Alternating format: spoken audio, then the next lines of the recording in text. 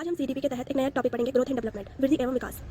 जो हमारी वृद्धि है यानी ग्रोथ है, यह हमको दिखाई देती है जब हमारे शरीर की जो संरचना है या आकार है जो बढ़ने लगता है, तो हाँ हम कह सकते हैं कि हमारी वृद्धि हो रही है यानी ग्रोथ हो रही है। यह एक निश्चित अवधि तक बढ़ता है यानी एक समय तक बढ़ता है। जब हम मैच्योर हो जाते हैं, जब हमारे अंदर परिपक्वता यानी मैच्योरिटी आ जाती है, तो यह जो वृद्धि होती है ये रुक जाती है। ग्रोथ इज स्लो प्रोसेस, ऐसा कह सकते हैं, क्योंकि ये स्लोली बढ़ते हैं, एकदम से हम बड़े या लंबे नहीं हो जाते, धीरे धीरे करके हम ग्रोथ करते हैं। Growth is not a product, जो ग्रोथ है वो एक उत्पाद नहीं है, ये एक प्रक्रिया है।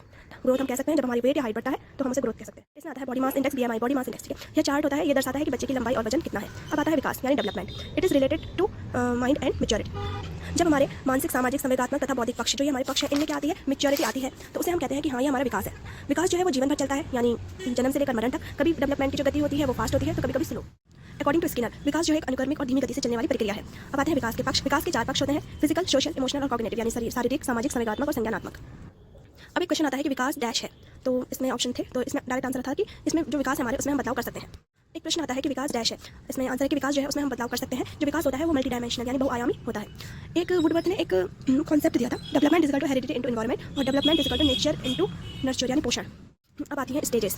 बच्चा सबसे पहले जन्म लेता है, बेबी बनता है, फिर उसके बाद वो चाइल्ड यानी बाल्यावस्था में आता है, उसके बाद होता है एडोलसेंस यानी किशोरावस्था में, उसके बाद एडल्ट प्रौढ़ावस्था और फिर वो ओल्ड। जो बेबी होता है इन्फेंसी, इसके अंदर ये अवस्था आती है 0 से लेकर 2 साल तक। इससे पहले एक अवस्था और आती है जिसे प्रसव पूर्व अवस्था कहते हैं, प्री नेटल स्टेज। जो प्री नेटल स्टेज है वो गर्भ से जन्म तक, यानी जब 0 से 9 मंथ का गर्भ में रहता है। इन्फेंसी 0 से 2 साल तक जब बच्चा पैदा हो जाता है। चाइल्डहुड के अंतर्गत 2 से 12 तक स्टेज आती है, इसको 2 पार्ट्स में डिवाइड कर दिया। एक है पूर्व बाल्यावस्था 2 से 6 साल तक, और एक मिडिल भी होती है वो 6 से 8, और उत्तर बाल्यावस्था 6 से 12। इन्हीं के बीच में मिडिल बाल्यावस्था आ जाती है। एडोलसेंस यानी किशोरावस्था 12 से लेकर 18 साल तक। एडल्ट प्रौढ़ावस्था 18 से 60 साल तक, और जो ओल्ड एज होती है वो वृद्धावस्था यानी 60 प्लस ओल्ड एज।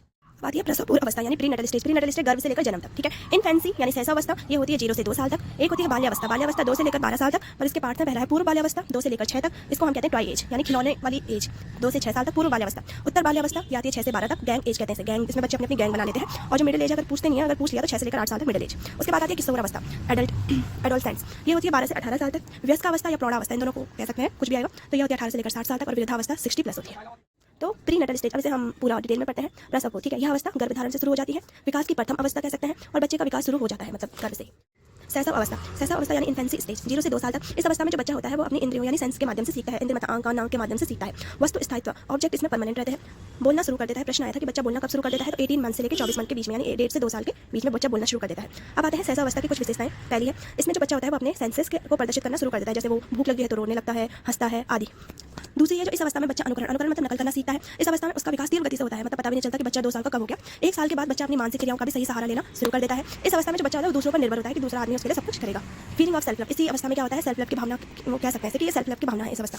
अब प्रश्न आया था कि बाल्यावस्था के ठीक बाद लगभग 1.5 वर्ष की अवधि को डैश के रूप में जाना जाता है, किसमें, तो उत्तर है इसका टॉडलर। हम आगे पढ़ेंगे उसे। तो बाल्यावस्था के ठीक 1.5 साल बाद, तो बाल्यावस्था मतलब ये इन्फेंसी जो होती है वो होती है 2 साल प्लस, उसमें 1.5 हम प्लस कर देंगे तो 3.5 साल। तो 3.5 साल जो होती है हमारी टॉडलर यानी डगमग डगमग, उस समय बच्चा डगमगाते रहता है। अब कुछ नोट्स हैं, जैसे प्री स्कूल बचपन, प्री स्कूल बचपन की एज क्या होगी, वो होगी 6 ईयर, और बाल वाटिका यानी प्री प्राइमरी क्लास 1 to 5।